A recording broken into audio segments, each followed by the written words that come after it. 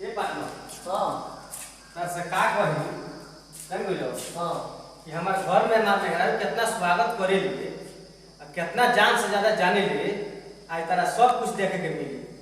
आ तारा का चलो ना एक तुम कह दे तू मुर्गा फ्राई कर के लिया तो तुरंत ले लियो कोई बात नहीं हां खाना जोन कह दियो तुरंत बना के लिया के दियो तो बहुत तो मंगाओ जल्दी बोल सुने ना मुंह पे स्टैंड वाला पता लागल तारो दिन उतरा अरे तो हो जा सब खियावा न तले आदत बनल है ये पाटना उठी भी फिन लागल बा तार से बात कहत नहीं कि बिया के लोट ऐसन होखेला कि जे खाला वो पछताला आ जे ना खाला वो पछताला ई के रखन हो अच्छा तारा मिली आके टेंशन मत करो मिली हां बाप तो रे लियावा न कितना बेचैन पड़ा बाप मंगाओ ना जल्दी तो मंगाओ वो अगर मुंह से पानी चुआ तो मंगाओ नहीं तो खाली हमारा आवाज सुन ले तू आ गइल बनी वो इतना ना हमारा स्वागत करी हो हां तारा सामने लोग बुलाओ जल्दी तो बोलाई ये लोग काम धंधा कर तुम कहीं कि बुझाता कि जानते कि सुबह से हम निकल बानी हां उधर चलते बुझाता कुछ बनाओ तो ना होता है या अच्छा मतलब पहले से तू को के तब हमरा ऑर्डर दे के देखा जाए कितना है ख्याल रखलो बाप रे मंगाओ तो हमरो आई हम खिया तो हे बन हां ना तू हर दम कहत लगी तनी पार्टनर अपना मेरा से तन भेंट कराओ हम लोग बिया होकर हां जैसे कनी चोला है तुम भेंट कर लो तो बुलाओ ना तो ए सुना तारू ए केने मारू का चिल्लाता रहो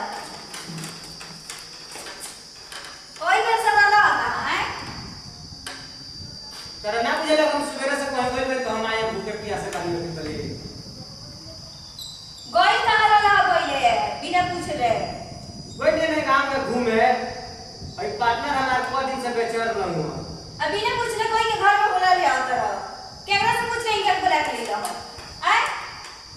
बिना पूछले कोई के घर में घुसा ले आता रहो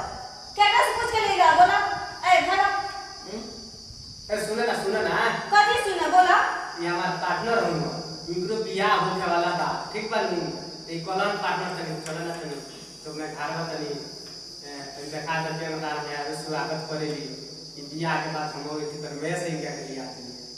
सुने ना कुछ बनोनो ले बारू इहे बना लो पता हमरा दोस्त का शादी बाटे ओई में जाके बना मेकअप खराब हो तो तहनी ले हम फालतू बनी की तहनी के बकवास सुनत रही बोल के हेतना सब के बेकार हो गइल बाला से हेतना खिसिया जेबू त खिसिया ना अभी लइका हुआ तारा सन सारे घर के काम बाकी बाटे न बर्तन धोल न झाड़ू बर्तन कइला अधिक पर घुमत रहा ऊपर से एगो लेने चला ए ठीक बा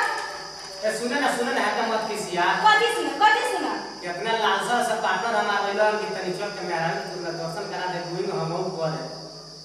तो कोई मांगे तो तू दर्शन करा लेके चले जो केकरा से पूछ के ले कइला पूछ रहा है तो फिर हमरा से आय बिना पूछले कोई के घर में घुसा लेता रहो पार्टनर और कुछ चाहिए आज के बाद से खबरदार के बिना पूछले कइला सारे घर के काम बाकी बाटे पूरा कर जल्दी जाए के दोस्त के साथ ए पार्टनर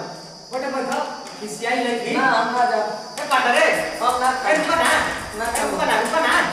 ए खिसियाई लगी केला तो केला ला ए रुका ना बैठो ना खा के हां ए रुका ना खा के जाइए ना हम जाता नहीं ए रुका ना पार्टनर बाप रे बाप ए भाई तोहनियों के बियाह हुआ मत करिए लगी देखता लेकिन कितना स्वागत होता ये पार्टनर हमारा आई लन कितना इज्जत के साथ इज्जत का गांव में पूरा हमारी इज्जत 80 तरह का रखी है तोहनियों के बियाह मत करिए लगी बियाह कर लेंगे सोच समझ के न तो बियाह के लड्डू ऐसा हो गेला जे खाला वो पछताला आ जे ना खाला वो पछताला चल तनी अब घर पोछा करे बा